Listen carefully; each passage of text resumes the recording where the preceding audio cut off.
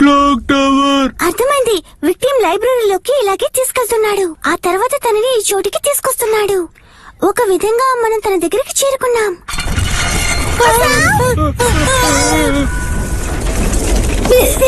కజామా!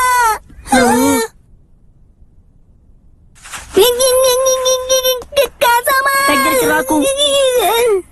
నా దగ్గరికి రావద్దు. నేను మీ కజామాని కాదు. కాదా? ఇప్పుడు వీడు మూర్ఖుడు కజామా కాదు, వీడు ఇంటెలిజెంట్ ఆర్ స్మార్ట్ కజామా. ఇక్కడి నుంచి తనని ఎగతాళి చేస్తే మీరందరూ మూర్ఖులవుతారు. మేము ఒక డివైస్ ని సృష్టించాం. అందులో ఎవరైనా సూపర్ ఎలైట్ కావచ్చు. సూపర్ మాత్రమే కాదు, సూపర్ కంటే సూపర్ ఎలైట్ కావచ్చు. అసలు నీకేమైంది కజామా? నా క్యాలిక్యులేషన్ ప్రకారం ఈ క్లాక్ టవర్ మరి కాసేపట్లో కింద పడిపోతుంది. మరి ఎందుకని మనం ఇక్కడ నుంచున్నాము? ఇక్కడి నుంచి తప్పించుకోవడం అంత సులువైన పని కాదు.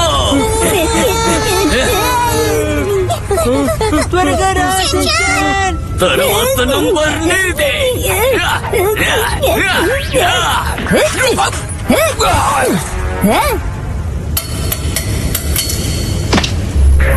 షించాన్, సులభంగా సూపర్ ఎలిట్ అయిపో, లేదంటే బలవంతంగా చేయాల్సి ఉంటుంది.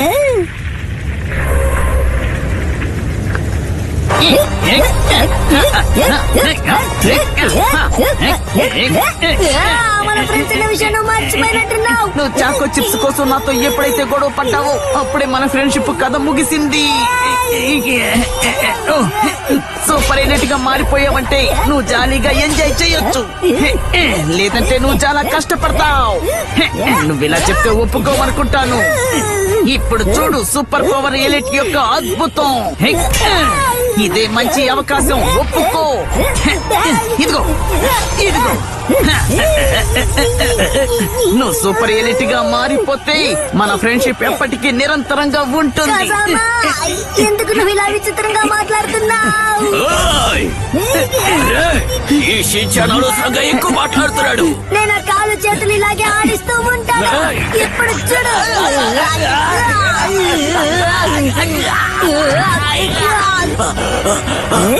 నువ్వు ఇక్కడి నుంచి వెళ్లే ముందు ఒకసారి నీ ఫేస్ చూపించు. వద్దు వద్దు, నేను ఒప్పుకోడు. నా దగ్గరికి రాకు, తర్వాత బాధపడతా.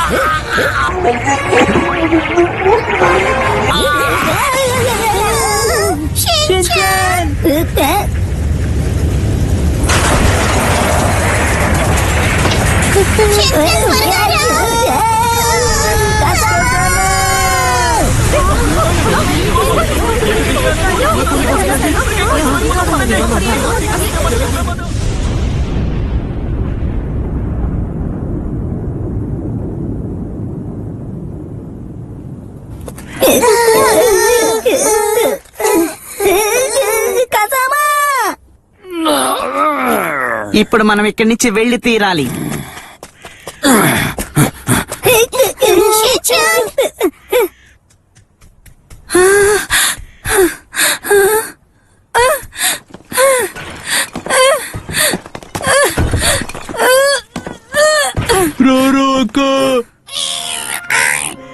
బేబీస్ సేఫ్ గానే ఉన్నాయి.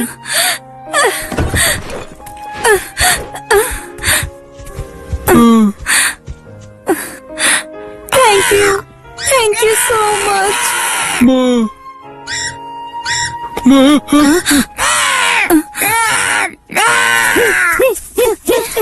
అరే షించాన్, మీరందరూ ఎలా ఇక్కడున్నారు? అసలు ఏం జరిగింది? కజామాని వ్యాంపైర్ డీమన్ తీసుకెళ్లిపోయాడు. వాళ్ళు అటువైపు వెళ్ళారు.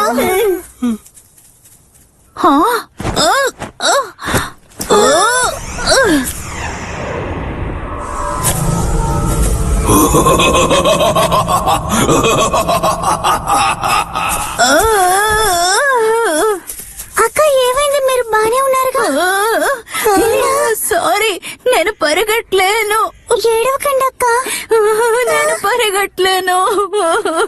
నేనేం చేయను.